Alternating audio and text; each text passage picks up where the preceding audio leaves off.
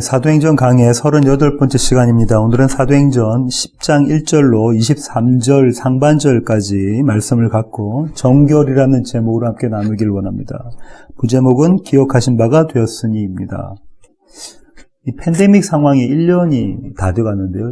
우리가 3월 달부터 시작했습니다. 이 팬데믹 상황이 왔으니까 미국은 한국은 1월 달부터 왔지만 거의 1년이 다 되어갑니다.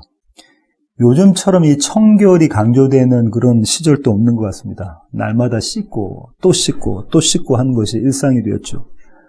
세탁소에서 근무하고 있는 저는요, 손님 한 명 맞고 난 다음에 또 화장실 가서 손을 씻고, 또 조금 있다 손님 한 명 맞고 난 다음에 화장실 가서 손을 씻고 이렇습니다. 이처럼 우리 모두는 바이러스의 전염으로부터 우리 건강을, 우리 몸을 지키기 위해서 필사의 노력을 하는 중입니다. 한마디로 매일매일이 이 정결한 삶, 깨끗하게 하는 삶, 이 삶을 우리가 지금 실천하면서 살아가고 있습니다. 정결이란 단어를 사전에서 찾아보면요, 맑고 깨끗함이란 뜻 갖고 있습니다. 동사로 정결하다는요, 맑고 깨끗하다라는 거죠. 다시 말하면 맑고 깨끗한 상태라는 겁니다. 사실상은 이 정결하다는 형용사인 거죠. 근데 그걸 정결케 하다라고 바꾸면요, 동사가 되면 맑고 깨끗하게 하다가 되는 거죠. 다시 말하면 정결한 상태를 유지하는 거나 아니면 정결한 상태로 만들어내는 것이 정결케 하다입니다. 신약 성경 용어 사전을 찾아보면 정결례라는, 정결 예식이라는 단어가 있는데요. 예배 의식을 드리기 위해서 또는 특정한 행동을 하기 전에 손이나 몸, 옷이나 그릇 등을 깨끗하게 하는 예식. 이스라엘 백성에게 정결례는 하나님께 나아가는 데 꼭 필요한 조건이었다. 깨끗하지 않은 사람이 하나님께 나아갈 수 없는 그런 모습이 성경에 곳곳에 나오지 않습니까? 오늘 설교는 이 정결에 관한 내용입니다. 오늘 김명선 집사님이 읽으셨던 이 본문은요, 빌립이 사마리아인에 대한 선교를 하고, 사마리아 땅에 선교를 하고, 이어서 베드로가 이방인에 대한 선교를 하는 장면으로 이어지는 모습인데요. 베드로의 이 이방 선교는 11장에 가면 예루살렘 교회의 큰 논쟁거리가 됩니다. 가불농박이 있죠. 큰 논쟁거리가 되는데요. 사실상 이 논쟁의 결론으로 이방인 선교가 가능해지고, 그래서 바울이 선교할 수 있는 그런 길이 열리게 되는 거죠. 에피소드는 10장 1절부터 11장 18절까지 10장과 11장 거의 전체를 차지하는데요. 전반부는 10장이고요. 후반부는 11장입니다. 근데 이 전반부 10장이 너무 길기 때문에 두 번에 나눠서 우리가 살펴보도록 그렇게 하겠습니다. 먼저 배경을 보시면 1절과 2절인데요. 사도행전 10장 1절부터 2절까지입니다. 가이사랴에 고넬료라는 사람이 있으니 이달리아 부데라 하는 군대의 백부장이라. 그가 경건하여 온 지방과 더불어 하나님을 경외하며 백성을 많이 구제하고 하나님께 항상 기도하더니. 가이사랴라는 지명이 나오는데요. 이 가이사랴라는 도시는 요빠, 지금 베드로가 머물고 있는 요빠라는 도시의 북쪽에 있습니다. 북쪽에 있고요. 헤롯이 로마 황제를 위해서 재건축한 도시입니다. 그래서 로마 황제 가이사를 위해서 재건축한 도시인데요. 그래서 이름이 가이사라입니다. 로마 제국의 행정도시예요. 팔레스타인을 다스리는 로마 제국의 행정도시면서요. 황제를 위한 신전부터 각종 건물들이 질비하게 들어서 있고, 로마의 문화가 거기에 그대로 있었고, 그 거주민들은 유대 땅임에도 불구하고 유대인들보다도 이방인들이 더 많았던 도시가 이 가이사랴입니다. 한마디로 말하면 작은 로마라고 불릴 수 있는 그런 곳이 이 가이사랴죠. 그래서 유대인들은 이 도시의 별명을 에돔의 딸이라고 부르기도 하고요. 유대 땅이지만 유대 도시 취급을 하지 않았던 도시가 이 가이사랴입니다. 이 가이사랴에 고넬료라는 사람이 있었는데요. 그는 이달리아 부대의 백부장이라고 누가가 소개하고 있고요. 이름과 직업과 계급으로 봤을 때 아마 로마인이라고 신학자들은 추정하고 있습니다. 누가는 이 고넬료를 어떻게 소개하고 있냐면요. 경건한 자라고 소개하고요. 하나님을 경외하는 자라고 소개하고 구제와 기도를 하는 자라고 이야기하고 있습니다. 이 하나님을 경외하는 자라는 이 구절은 신학적인 논쟁이 많은데요.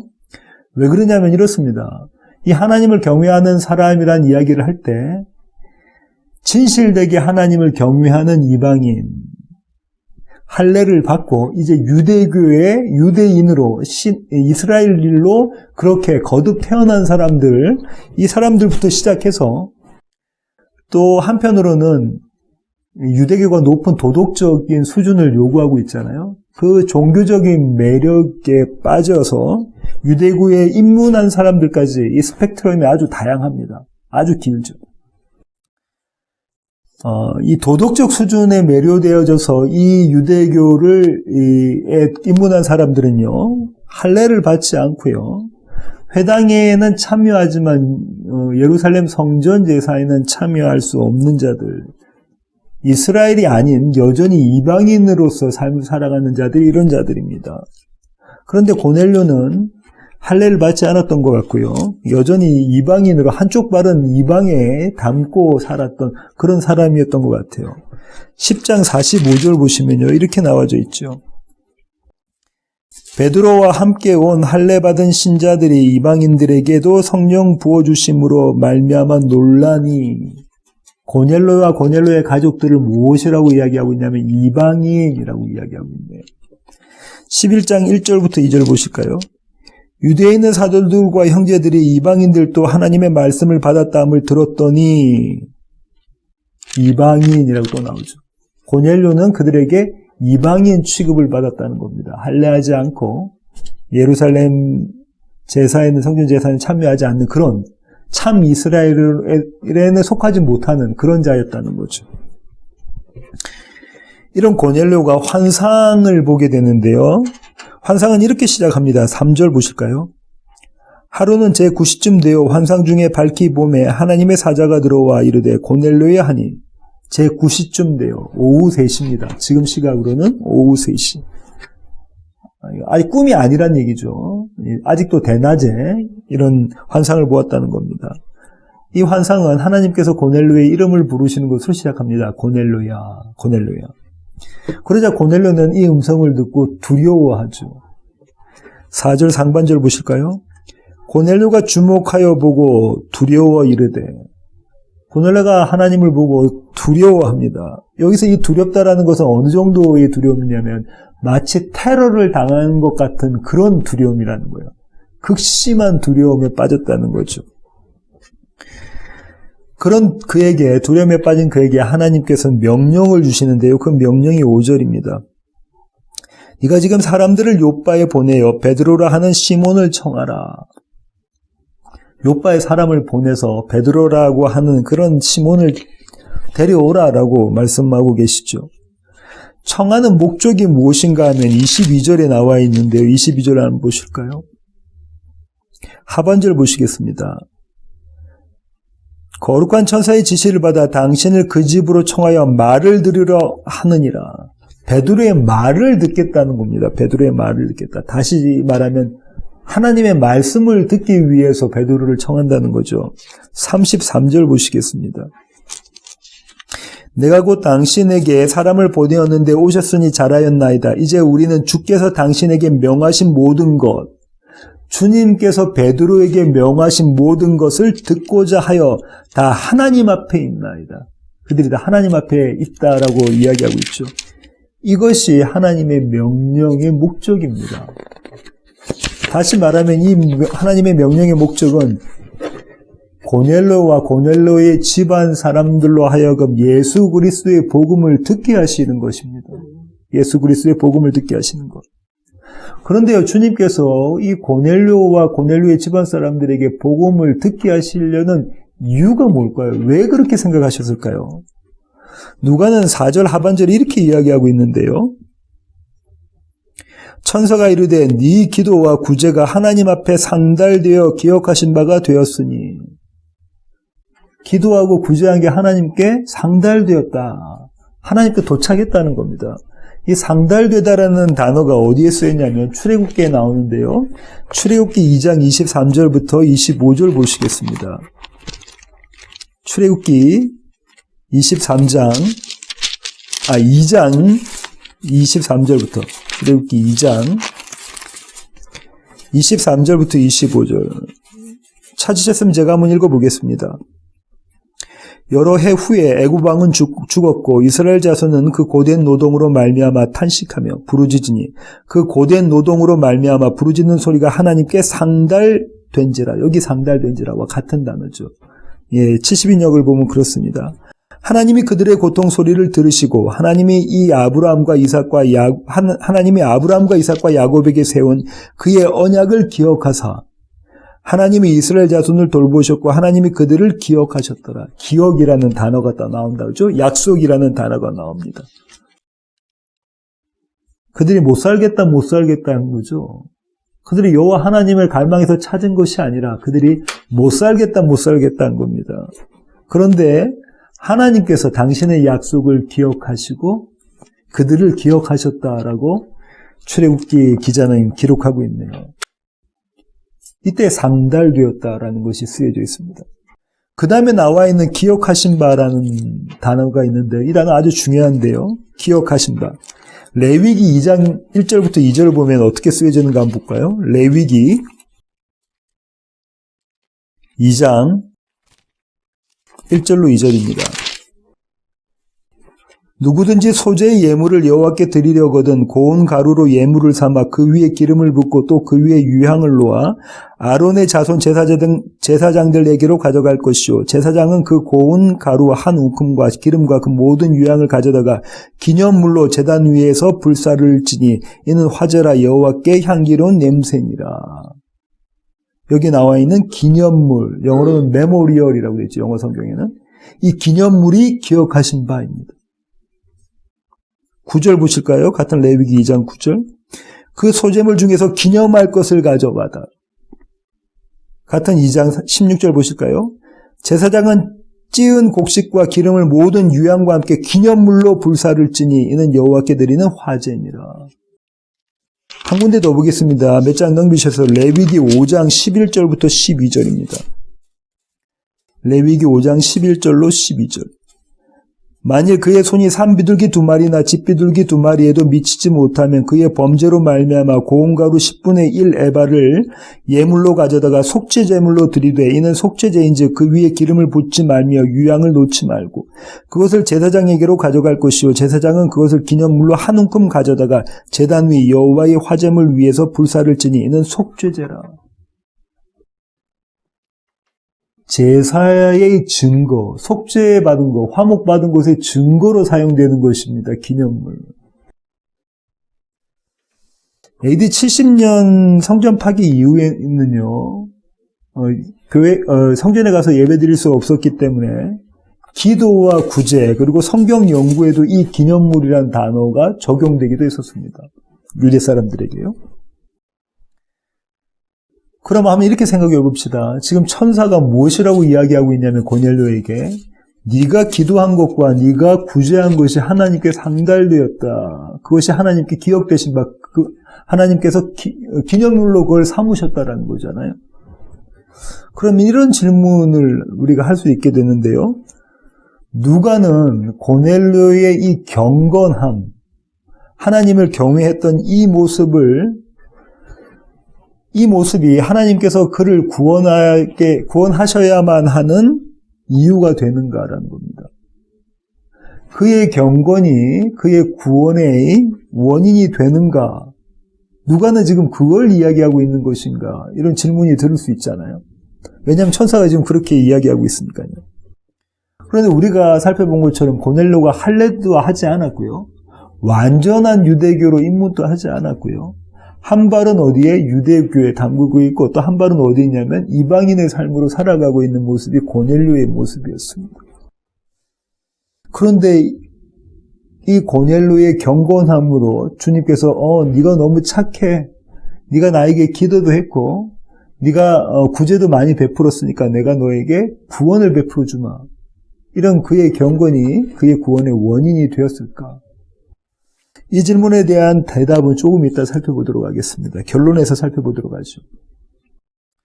여하튼 고넬료는 이런 환상에서 하나님의 명령을 받죠. 그리고 그 명령을 준행합니다. 순종합니다. 다시 재명령을 하는데요. 7절과 8절, 사도행전 10장 7절과 8절 보시겠습니다. 마침 말하던 천사가 떠나매 고넬료가 집안 하인 둘과 부하 가운데 경건한 사람 하나를 불러 이 일을 다 이루고 요바로 보내니라. 집안 하인 사람들은 아마 유대교에 입문한 사람일 거고요. 그 다음에 이 부하 중에서 경건한 사람도 아마 유대교에 입문한 사람일 것이라고 신학자들은 추정을 합니다. 그들에게 본인이 받은 영을 재명령을 주죠. 이렇게 순종을 하게 됩니다.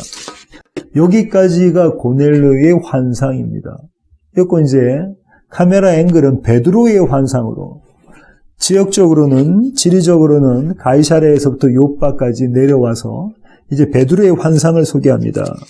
9절부터 10절 보실까요? 이튿날 그들이 길을 가다가 그 성에 가까이 갔을 때 그때 베드로가 기도하려고 지붕에 올라가니 그 시각은 제6시더라. 그가 시장하여 먹고자 하며 사람들이 준비할 때에 황홀한 중에 제6시, 우리 시각으로는 낮 12시 정오입니다. 주로 유대 사람들은 오전에는 식사를 안 했다고 아침을 안 먹었다고 합니다. 신학자들에 따르면. 그럼 이 낮 12시는 상당히 시장했을 겁니다. 배가 고팠겠죠. 11절과 12절에는 이제 환상이 등장하는데요. 하늘이 열리며 한 그릇이 내려오는 것을 보니 큰 보자기 같고 네 귀를 메어 땅에 들이웠더라. 그 안에는 땅에 있는 각종 네 발 가진 짐승과 기는 것과 공중에 나는 것들이 있더라. 보자기 같은 그런 그릇이 있고요. 그게 이제 네 축으로 이렇게 있죠. 그리고 거기에 네 발 가진 짐승들이 있고요. 기는 짐승들이 있고요. 공중에 나는 것들이 있습니다. 이렇게 세 가지 카테고리로 분류를 했는데요. 이런 분류가 등장한 곳이 창세기에 나옵니다. 창세기 6장 20절 보시겠습니다. 창세기 6장 20절입니다. 창세기 6장 20절 찾으셨으면 제가 한번 읽어보겠습니다. 새가 그 종류대로 가축이 그 종류대로 땅에 기는 모든 것이 그 종류대로 각기의 돌씩 네 개로 나아오리니 그 생명을 보존하게 하라. 이렇게 세 가지 그룹이 나눠졌다 그죠? 똑같이 뭐라고요?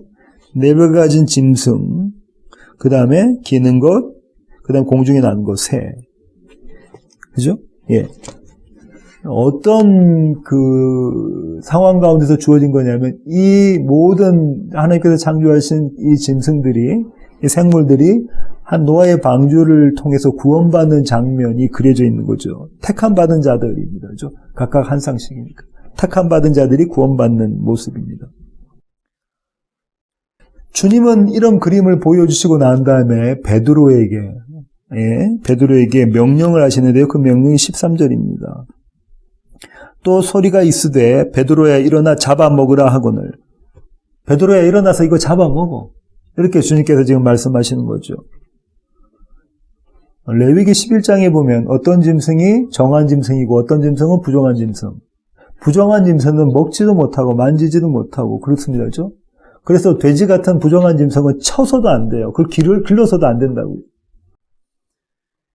그렇게 여호와 하나님께서 이스라엘에게 금지시켰던 그 명령을 지금 철회하시고 그걸 깨뜨리시고 지금 베드로에게 이 부정한 짐승들을 잡아서 먹으라고 명령하십니다. 이거 기가 막힐 노릇이다. 그렇죠?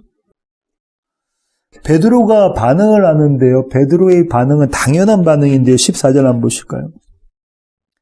베드로가 이르되 주여 그럴 수 없나이다. 속되고 깨끗하지 아니한 것을 내가 결코 먹지 아니하였나이다 한데 베드로가 뭐라고 이야기했다고요? 주여 그럴 수 없습니다. 속되고 깨끗하지 않은 것을 내가 결코 먹지 아니하였나이다. 그럴 수 없다고 하고 결코 안 된다고 안 먹었다고 하죠. 영어 성경에는 not at all이라고 되어 있습니다. 아주 강한 부정입니다. 결코 내가 지금까지 먹은 적이 없다고 이야기하는 거죠. 신학자들은 이렇게 이야기하는데요. 어쩌면 베드로가 하나님께서 지금 이 환상을 통해서 자기 자신을 시험하고 계신다라고 여겼을 수도 있다고 그렇게도 추정합니다. 가능성이 있는 이야기입니다. 근데 우리가 확실히 알 수는 없죠. 또 한편의 신학자들은 이렇게 이야기합니다. 그의 이렇게 강한 부정은 또다시 발휘되는 베드로의 공허한 용기라는 거죠. 의미가 없는 용기라는 겁니다. 이전에 이런 의미 없는 용기를 발휘했던 적이 있습니다. 그죠? 그런 적이 있죠. 주님께서 십자가를 지시려고 할 때 이 의미 없는 용기를 베드로가 발휘했었거든요. 하여간 이 베드로는요, 하나님의 명령을 3번이나 거부합니다. 하나님의 명령을 3번이나 거부해요. 근데 하나님께서 하나님의 명령을 3번이나 거부할 만한 그럴 만한 이유가 베드로에게 있지 않았습니까? 베드로가 그럴 만합니다. 그죠? 왜요? 아까 말씀드린 것처럼 레위기 11장에 절대 먹지 마. 너희는 구별된 자들이니까 이런 것들을 절대 먹지 마. 너희는 내가 거룩한 것처럼 내가 너희를 거룩하게 만들었으니까 이 구별된 너희들은, 세상과 구별된 너희들은 이런 음식들을 먹지 마라고 주님께서 말씀하셨거든요. 근데 지금 주님께서 그걸 번복하고 계시는 거라고. 정결 예법은 모세 이후부터 계속 이스라엘이 지켜왔던 예법입니다. 1, 2년 만에 만들어진 이 예법 전통이 아니라는 거예요. 관습이 아니라는 겁니다. 모세 이후부터 줄곧 지켜져 왔던 것입니다.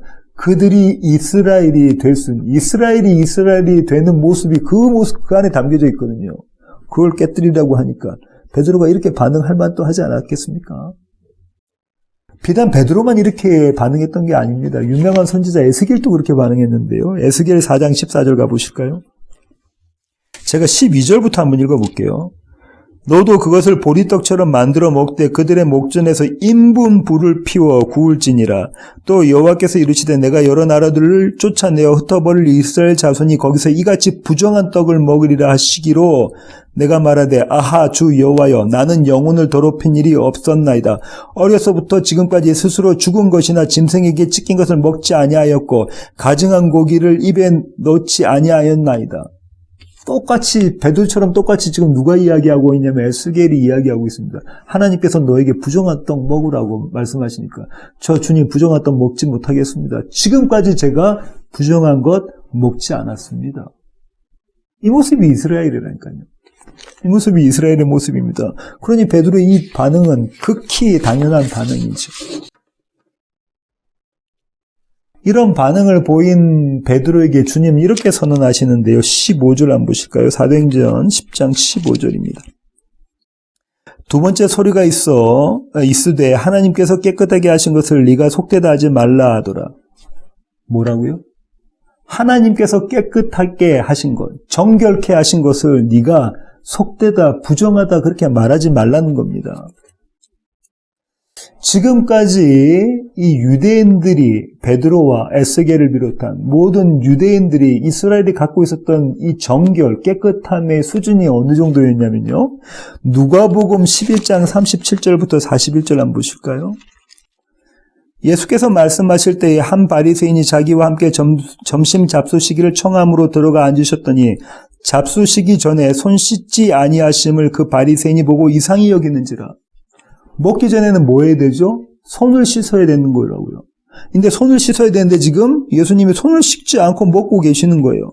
주께서 이르시되 너희 바리새인은 지금 장과 대접의 겉은 깨끗이 하나 너희 속에는 탐욕과 악독이 가득하도다. 어리석은 자들아 겉을 만드시니까 속도 만들지 아니하셨느냐. 그러나 그 안에 있는 것으로 구제하라. 그리하면 모든 것이 너에게 깨끗하리라.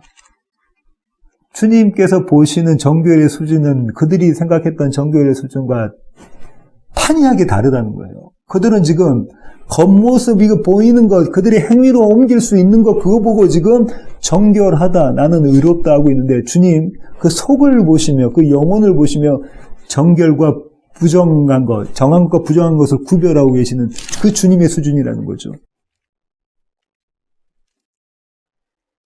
이 깨끗하게 하시니라고 지금 하나님께서 베드로에게 환상 중에 말씀하신 하나님께서 깨끗하게 하시니라는 이 깨끗하게 하시다라는 동사가 언제 쓰였냐면요. 레위기 13장 6절로 가시겠습니다. 이래 만에 제사장이 또 진찰하니 그 환부가 엷어졌고 병색이 피부에 퍼지지 아니하였으면 피부병이라 제사장이 그를 정하다 할 것이요 그의 옷을 빨 것이라 그리하면 정하리라. 13절 그가 진찰할 것이요 나병이 과연 그의 전신에 퍼졌으면 그 환자를 정하다 할지니 다 희어진 자인즉 정하거니와 17절 제사장은 그를 진찰하여서 그 환부가 희어졌으며 환자를 정하다 할지니 그는 정하니라. 지금 무엇 이야기하고 있냐면 피부병과 나병. 부정한 자들의 이 나음과 이 부정한 자들이 병에 걸림을 판단할 때 지금 뭐 이야기하고 있냐면 이게 이 얘기하고 있다는 겁니다. 여기 정하다, 깨끗하게 하다. 네가 깨끗해졌다. 부정한 것이 정하게 된 것, 그 선언, 부정하다라는 것과 정하다라는 것의 선언을 제사장이 하는데요. 그 선언 때 사용됐던 단어가 이 깨끗하게 하심입니다. 주님 지금 선언하셨다는 거예요. 뭐라고요? 베드로가 보기에 부정한 지금까지 그가 그리고 이스라엘이 지켜왔던 그 모든 것, 부정하다고 생각했던 그 모든 것이 아니 내가 깨끗하게 했다라고 말씀하고 계시다니까. 그렇게 선언하고 계신다는 거예요. 이 환상이 이렇게 맞춰지고요. 그 다음에 베드로가 이 환상에 대해서 고민을 합니다. 17절 상반절 보실까요? 베드로가 본 바 환상이 무슨 뜻인지 속으로 의아해하더니, 여기서 속으로 의아해하다라는 이 단어는요, 매우 고민하더라는 겁니다. 매우 고민하더라. 깊은 고민에 빠졌더라. 이거 도대체 뭐지? 주님 도대체 이거 무엇 말씀하시는 거지? 그럴 만도 하지 않습니까? 본인의 정체성이 완전히 흔들리는 겁니다. 무너지는 거예요. 본인이 지금 이스라엘이라고 유대라고 이딘이라고 믿고 있던 이 정체성이 완전히 깨져버리는 그런 상황 가운데 있으니까 그렇게 고민할 만하죠. 이윽고 이방인들이 방문을 하게 되는데요. 17절 하반절부터 보시겠습니다. 17절 하반절. 마침 고넬료가 보낸 사람들이 시몬의 집을 찾아 문 밖에 서서 불러 묻되 베드로라 하는 시몬이 여기 유숙하느냐 하거늘. 마침이라는 단어가 있죠. 마침이라는 단어. 무엇 이야기하는 거냐면 하나님의 타이밍이라는 겁니다. 그렇게 고민하고 있을 그때에 이 모습이 주님이 일하시는 모습이라는 거죠. 타이밍을 맞추시는 분, 이 주님이 일하시는 모습입니다. 그때 성령님이 베드로에게 명령을 하시는데요. 19절부터 20절입니다. 베드로가 그 환상에 대하여 생각할 때에 성령께서 그에게 말씀하시되 두 사람이 너를 찾으니 일어나 내려가 의심하지 말고 함께 가라. 내가 그들을 보내었느니라 하시니. 여기 의심하지 말고라는 단어가 나오잖아요. 다른 성경에서는 또 영어 성경에서는 주저하지 말고 지체하지 말고라고 표현되어져 있는데요. 사실상 그거보다는 이 헬러 단어는 구별하지 말고입니다. 구별하지 말고. 이미 깨끗하다 하신 것을 속되다라고 네가 그렇게 판단하지 마라는 거죠. 구별하지 말고로 번역이 되어줘야 되는 거죠. 이 방문자들이 이제 베드로에게 요청을 하는데요. 21절부터 22절입니다. 베드로가 내려가 그 사람들을 보고 이르되 내가 곧 너희가 찾는 사람인데 너희가 무슨 일로 왔느냐? 그들이 대답하되 백부장 고넬료는 의인이요 하나님을 경외하는 사람이라 유대 온 족속이 칭찬하더니 그가 거룩한 천사의 지시를 받아 당신을 그 집으로 청하여 말을 들으려 하느니라 한데 고넬료의 부하와 그 다음에 그 집에 있는 하인 두 사람, 그 세 사람이 이제 베드로에게 와서 그 일어난 모든 일, 상관임의 주인인 고넬료에게 일어났던 모든 일들을 이야기하고요. 그들이 베드로를 찾아온 이유를 설명을 하죠. 그러자 베드로는 이렇게 반응합니다. 23절 상반절 오늘 본문의 마지막 절인데요. 베드로가 불러들여 유숙하게 하니라. 같이 잤다는 거죠. 함께 잤다는 겁니다. 이 일은 유대인으로서는 불가능한 일입니다. 그렇죠? 유대인들은 이방인들과 같이 자면 안 되거든요. 같이 말도 섞지 않는단 말입니다. 같이 먹지도 않고요. 그런데 지금 뭐라고 하고 있냐면 그들과 함께 잤다. 그들을 불러들여서 그들과 함께 잤다라는 거예요. 도대체가 있을 수 없는 일이 베드로에게 일어났다는 거죠. 그래서 신학자들은 이렇게 이야기합니다. 이건 베드로가 이 환상을 본 결과였다. 부정한 음식을 먹으면 안 된다라는 그 정결 예법을 주님께서 폐지하시는 것으로 유대인과 이방인 사이에 있었던 교제의 담을 허무셨다는 거예요. 왜냐하면 우리가 이렇게 교제할 때 어떻게 하죠? 주로 먹으면서 교제합니다. 그죠? 지금 우리 팬데믹 상황이라서 모이지 못하고 함께 모여서 먹지 못하고 모이지 못하는데 먹으면서 교제하고 하는 것인데 그 먹을 수 없는 자리가 이방인과 유대인의 자리라는 거예요. 왜? 먹는 것이 다르니까. 그런데 주님께서 지금 정결법을 폐지시킴으로 유대인과 이방인 사이에 이런 교제담을 허무셨다라는 겁니다. 그 결과로 베드로가 이제는 이 이방인들을 초대할 수가 있고 또 그 고넬료의 초대에 따라서 고넬료의 집을 방문해서 그들과 함께 자리를 같이 하고 음식을 나누고 복음을 나눌 수 있다라고 지금 신학자들은 이야기합니다. 예, 맞는 말이죠. 저는 좀 더 깊게 좀 생각해 보려고 하는데요. 이것이 오늘 설교의 결론입니다. 잔 스토트 목사님이 이렇게 말씀하셨는데요. 오늘의 이 에피소드의 주제는 고넬료의 회심이라기보다는, 잘 들으십시오. 오늘의 이 에피소드의 주제는 고넬료의 회심이라기보다는 오히려 베드로의 전향, 영어로는 이것도 컨버전으로 되어 있거든요. 그럼 똑같은 단어로 해석을 하면은 회심입니다. 베드로의 회심이라는 거죠. 유대인으로서의 그의 정체성이 완전히 무너진 자리가 그 자리라는 겁니다. 그의 의가 무너졌다는 자리예요. 그의 의가 부도가 났다는 자리예요. 그의 의가 뭐였죠? 오늘 환상을 보면서 그가 보인 의가 뭐냐면 결코 먹지 아니하였나이다. 나는 태어나면서부터 하나님께서 지키라 하셨던 그 모든 것을 지켜냈습니다. 이 의. 주님이 십자가 지러 가실 때 베드로가 이렇게 얘기하잖아요. 내가 주님을 따라 죽을지언정, 내가 주님과 함께 옥에 갇힐지언정 나는 주님을 배신하지 않겠습니다. 그거 똑같은 겁니다. 그 의. 베드로가 3번 강조하고 베드로가 3번 부인하죠.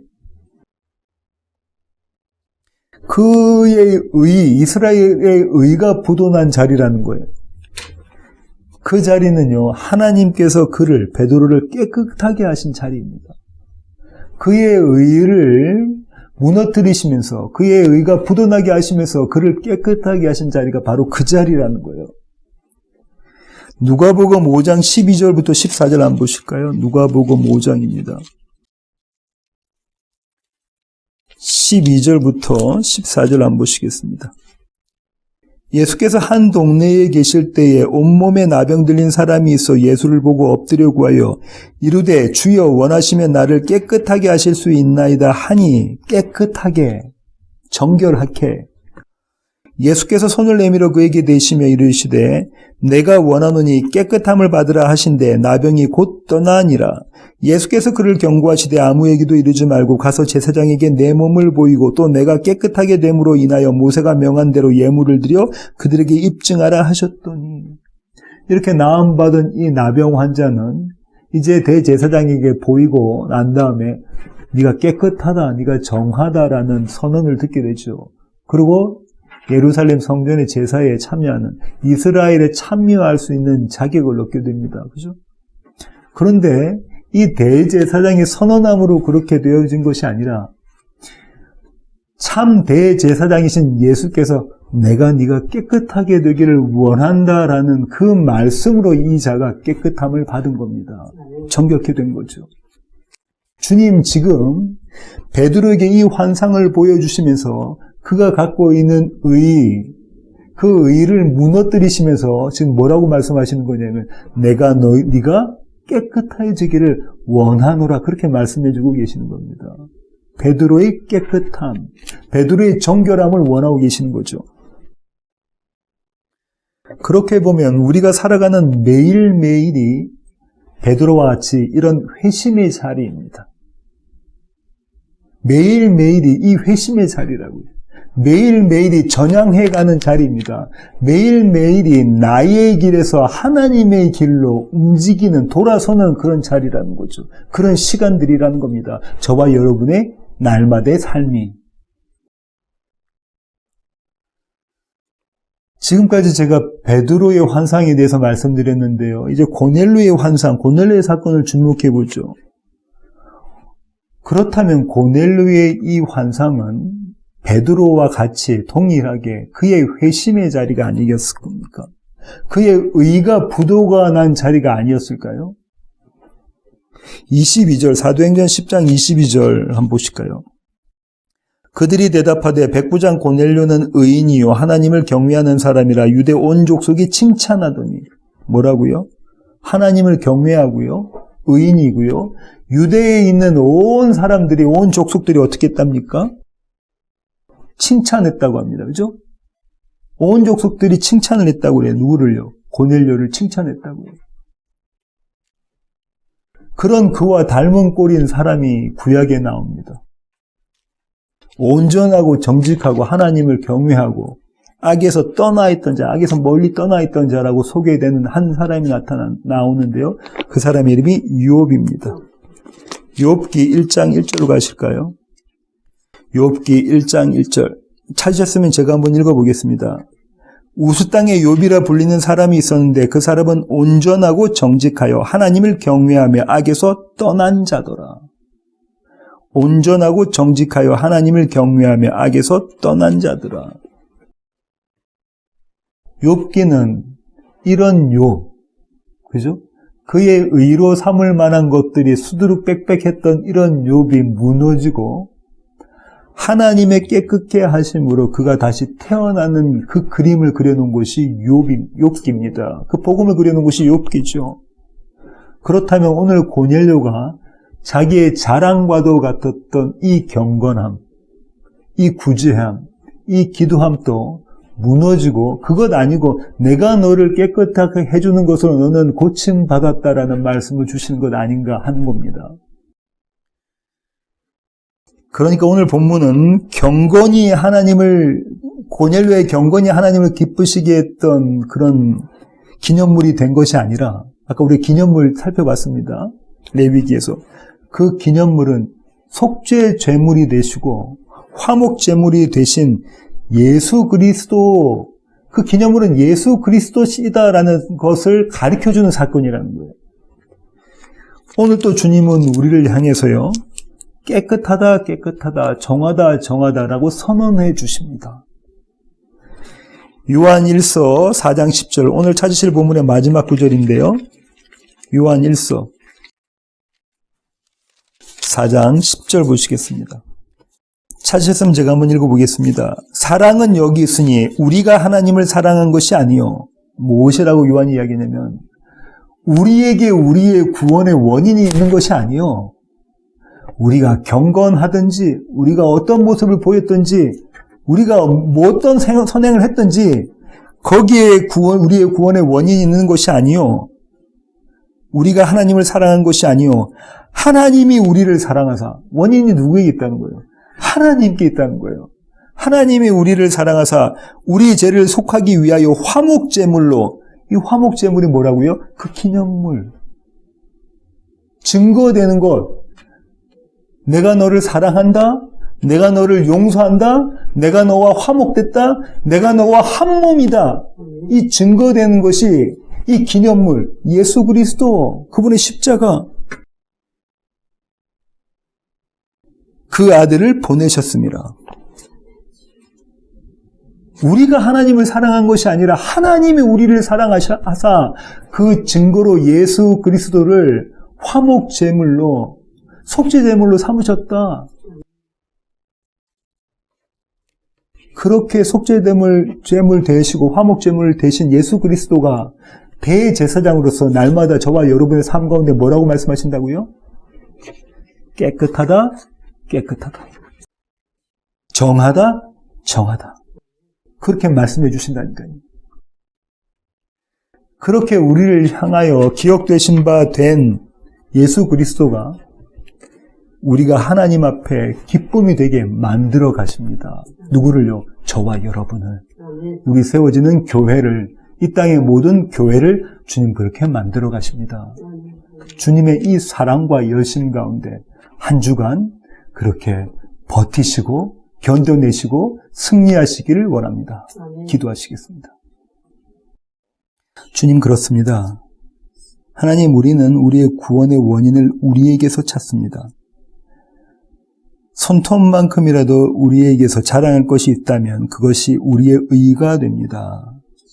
하지만 주님 오늘 말씀을 통해 말씀해 주십니다. 아니 그것 구원의 원인 되지 않고 오직 구원의 원인은 나에게 있다라고 말씀해 주시네요. 하나님의 사랑하심이, 하나님의 열심이 우리를 구원해내시는 원인이라고 주님 말씀해 주십니다. 그래서 주님께서 우리를 사랑하심으로 당신의 아들을 보내주셔서 우리를 위해 십자가에 달려 돌아가게 하시고 또 삶 안에 부활하게 하셔서 우리를 사랑하셨다는, 우리를 화목게 하셨다는 증거로 삼으셨다고 말씀하십니다. 하나님, 그 증거물로, 그 기억물로, 그 기념물로 인하여 우리가 기뻐하게 하여 주시옵소서. 우리가 하나님을 즐거워하게 하여 주시옵소서.